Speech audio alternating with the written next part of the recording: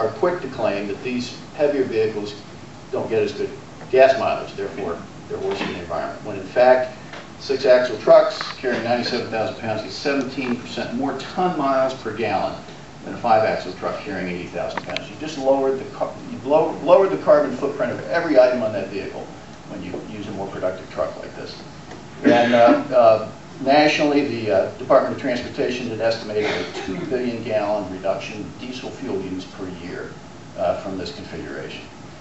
So not insignificant figures. And one good way for companies in this sector to get more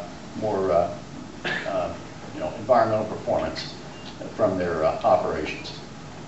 On the issue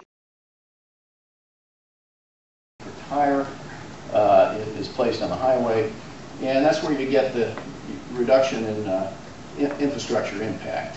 You're running, use the example of International Paper that one of their facilities using 600 fully weighed out trucks at 80,000 pounds a week a couple of years ago, they could have delivered that same 27 million pounds of product in 450 trucks with this configuration, as opposed to 600 trucks per week. That's 150 fewer vehicles per week for one facility in a 23 mil U.S. network for one company, and that's huge. That's 5.25 million pounds less dead weight of empty truck alone that's not on the roads and bridges surrounding their facility.